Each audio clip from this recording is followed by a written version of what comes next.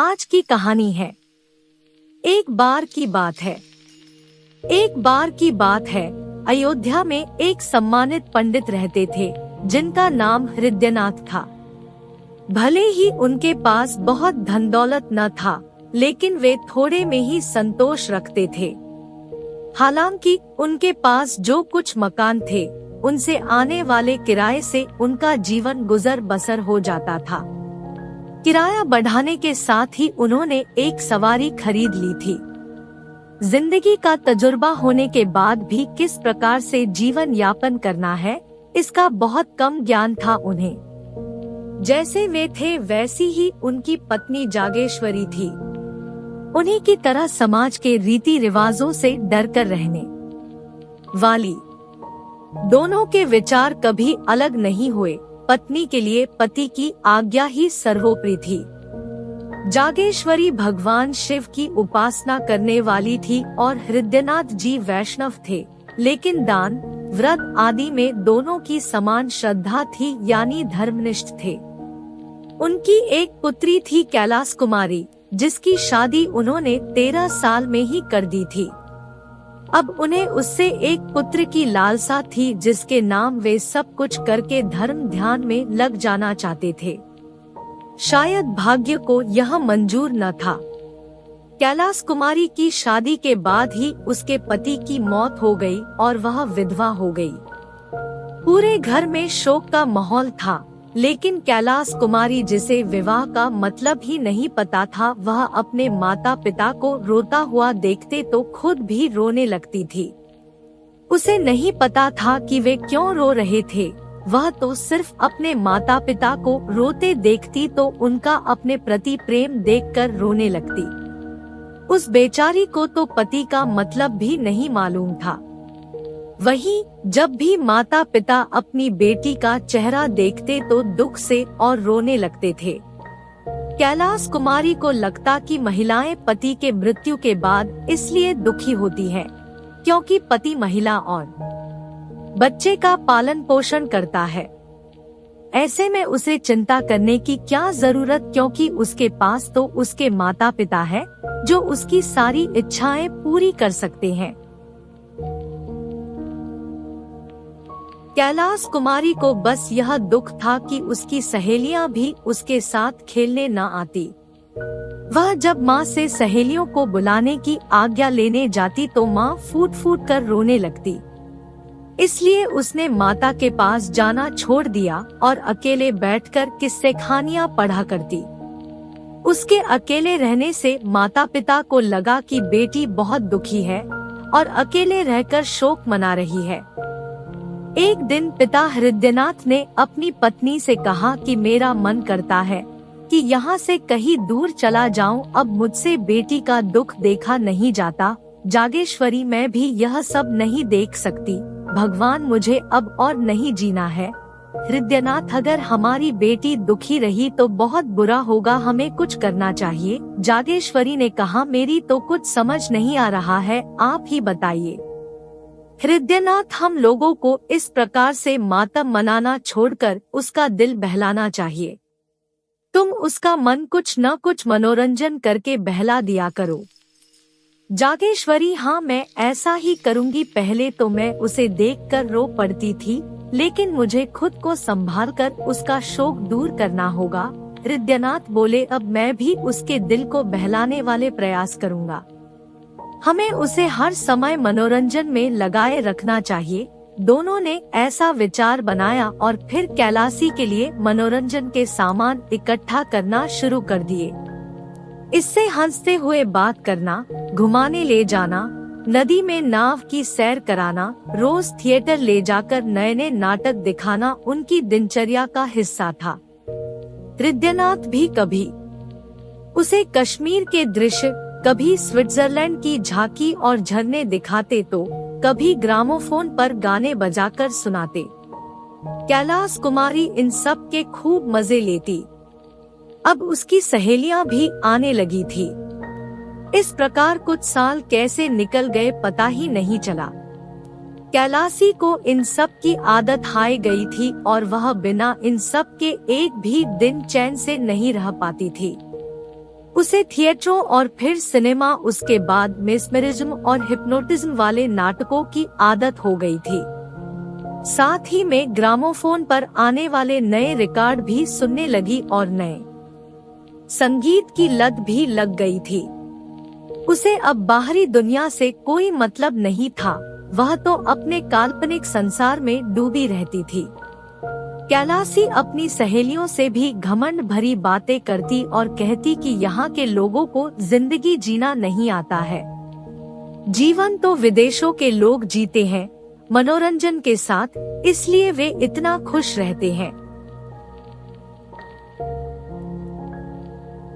किसी भी कार्यक्रम में माँ और बेटी साथ जाते थे।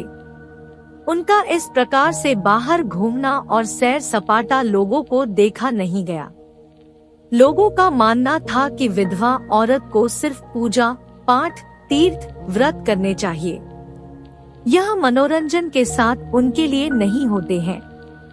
कैलासी के माता पिता को शर्म करना चाहिए कि इस प्रकार से अपनी बेटी को सिर पर चढ़ा कर रखा है। महिलाएं बोलती, बाप तो ठीक है, लेकिन माँ ने बिल्कुल भी नहीं सोचा कि दुनिया वाले क्या कहेंगे। इस प्रकार से लोगों में बातें होने लगी। लेकिन एक दिन सभी स्त्रियों ने जागेश्वरी के यहाँ जाने का फैसला किया। उनके आने पर जागेश्वरी ने बड़े ही आदर सत्कार से उनका स्वागत किया। फिर कुछ देर यहाँ वहाँ की बातों के बाद एक स्त्री ने कहा कि बहन, तुम तो आराम से हो, तुम्हारे दिन हंसी खुशी में निकल जाते हैं।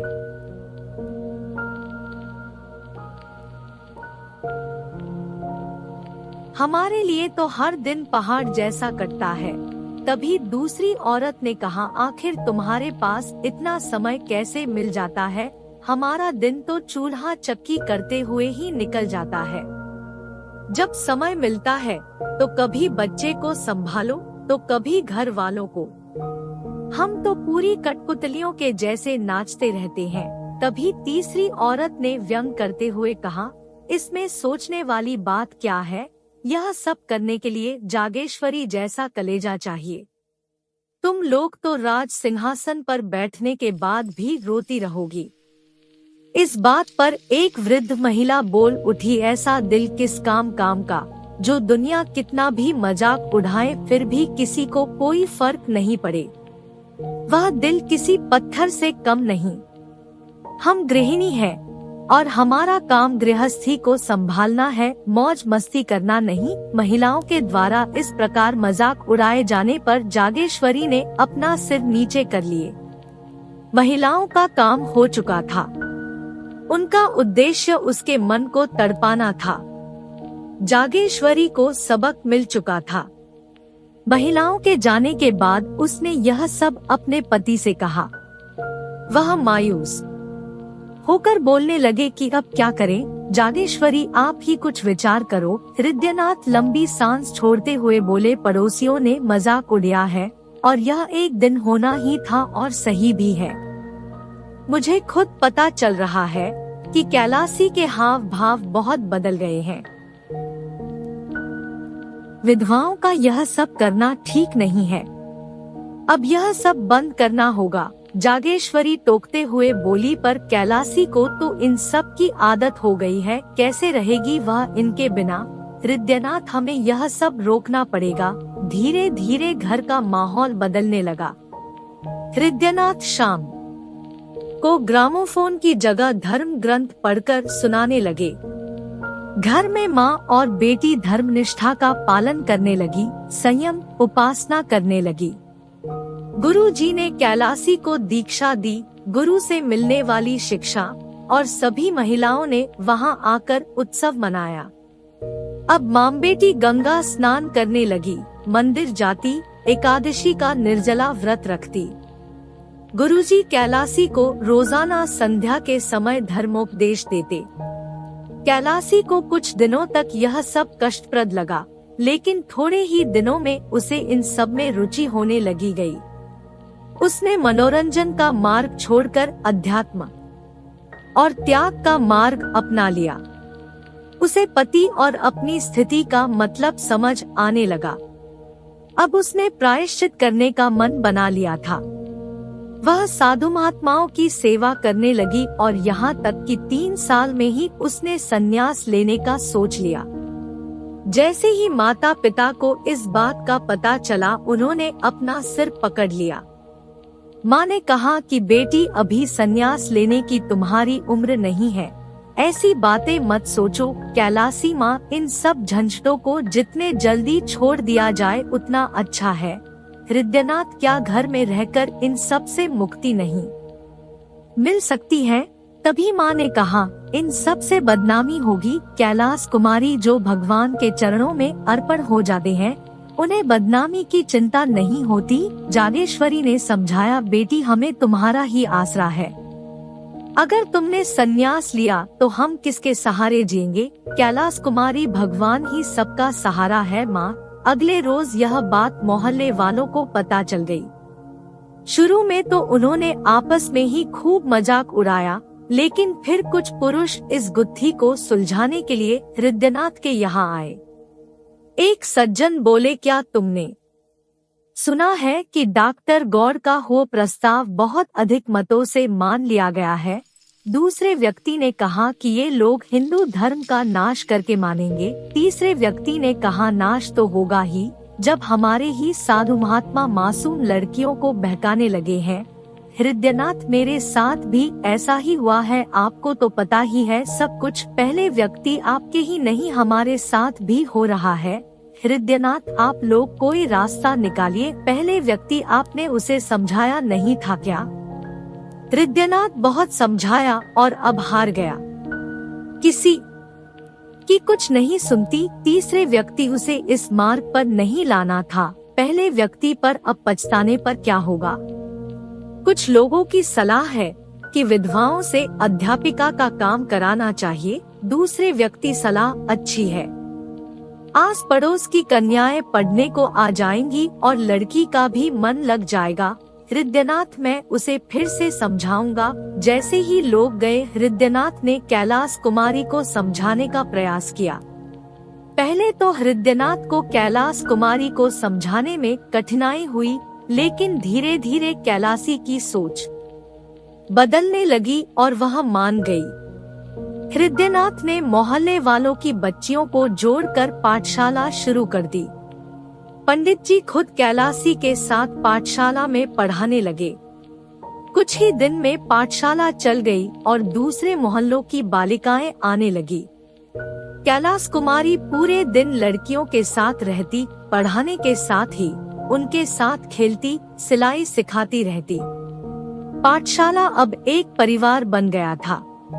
किसी भी लड़की के बीमार होने पर कैलाश कुमारी उसके घर जाकर उसकी सेवा करती। एक दिन की बात है, पाठशाला की एक बच्ची को चेचक निकल आया। तब कैलाशी उसके घर उसकी तबीयत के बारे में पूछने गई। लड़की की तबीयत खराब थी। कैलाशी को देखकर ऐसा लगा कि उसके सारे दुख भाग गए। 1 घंटे के बाद कैलाशी जब जाने लगी तो लड़की रोने लगी। लड़की उसे छाड़ने के लिए तैयार नहीं थी। हृदयनाथ जब भी कैलाशी को बुलाने के लिए आदमी भेजते, वह मना कर देती। कैलाशी 3 दिन तक लड़की के पास रही। अगले दिन जब लड़की की तबीयत में सुधार हुआ तो वह घर आ गई। मगर जैसे ही नहाने के लिए तैयार हुई कि तभी एक आदमी दौड़ता हुआ आया और कहने लगा कि लड़की की हालत नाजुक हो रही है और वह आपको ही याद कर रही है।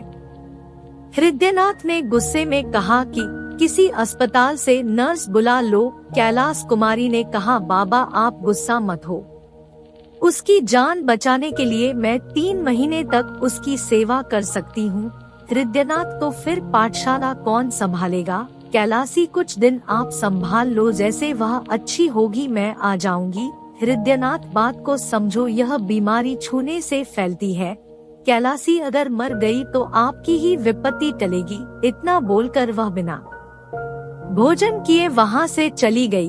हृदयनाथ जागेश्वरी से कहने लगे, मुझे लगता है कि जल्दी ही पाठशाला को बंद करना होगा। जागेश्वरी, आपने सही कहा, आखिर पाठशाला को कौन संभालेगा? हृदयनाथ, मैं भी क्या करूं? जो भी उपाय करता हूं कुछ ही दिनों में हमें ही मुसीबत में डाल देता है। मुझे अब बदनामी का डर सताने लगा है, क्योंकि लोग कहेंगे कि लड़की पराये लोगों के घर आती जाती है, कई कई दिनों तक वहीं रहती है। जागेश्वरी, तो आप उसे पढ़ाने से मना कर दीजिए। और क्या कहें, कैलाश कुमारी के वापस आने तक हृदयनाथ पाठशाला बंद कर चुके थे। इसे देखकर कैलाशी ने गुस्से से तीव्र स्वर में कहा, यदि बदनामी का डर है तो मुझे जहर दे दे। आपके पास इसके सिवाय और कोई उपाय नहीं हो सकता है।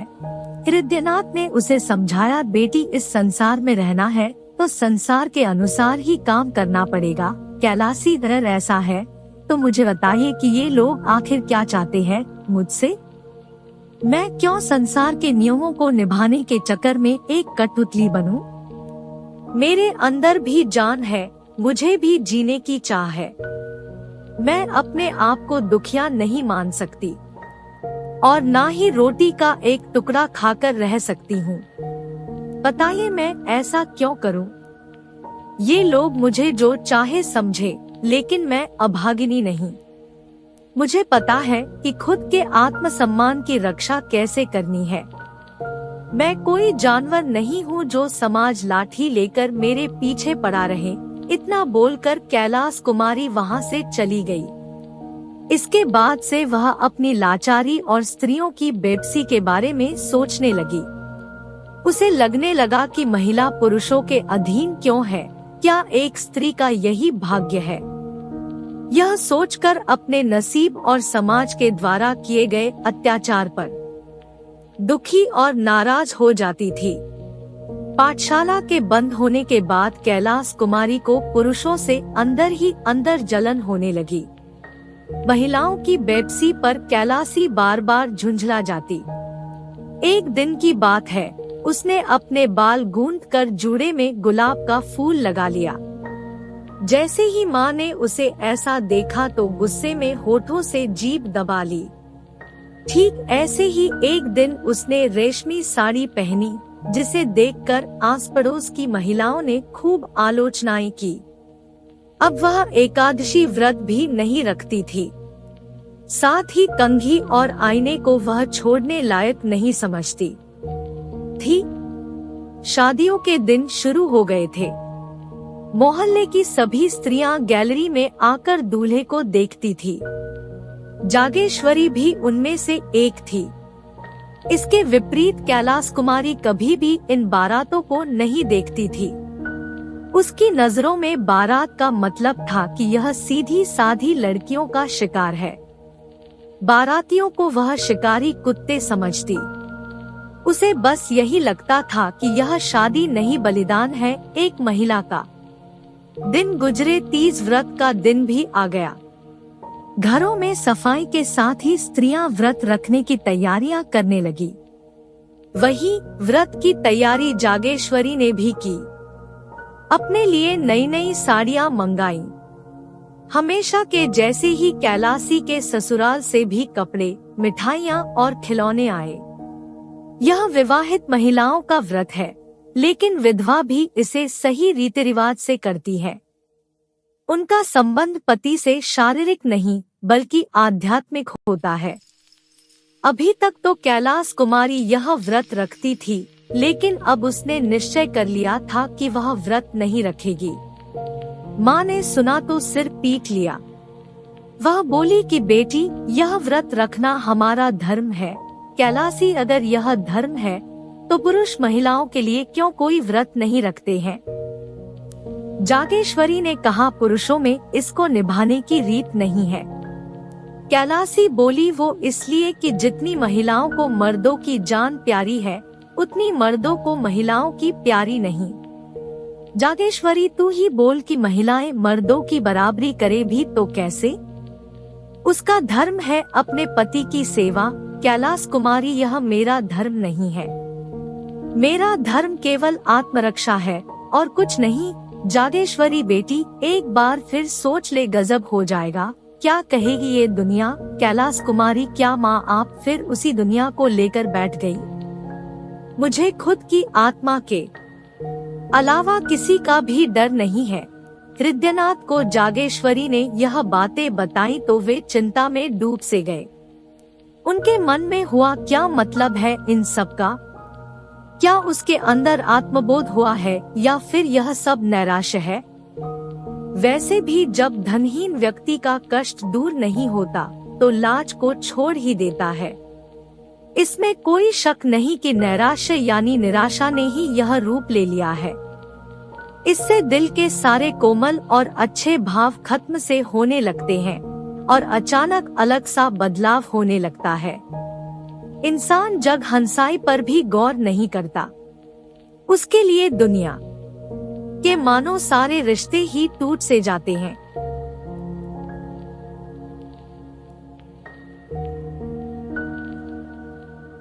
इसी को नैराश्य यानी निराशा की आखिरी स्थिति माना जाता है। हृदयनाथ अपने विचारों में खोए हुए थे, तभी जागेश्वरी ने पूछा अब क्या करेंगे। हृदयनाथ ने कहा कि क्या बनाऊं अब। जागेश्वरी ने फिर पूछा आपके पास कोई और उपाय है क्या। हृदयनाथ ने असहाय होते हुए कहा अब तो एक उपाय ही हो सकता है, लेकिन उसके बारे में बात नहीं कर सकता। कहानी से सीख, हमें कभी भी स्त्री और पुरुष में भेद नहीं करना चाहिए। दोनों ही सुखी और स्वतंत्र जीवन जीने के समान रूप से अधिकारी होते हैं। Thank you for watching. Please like, subscribe and share.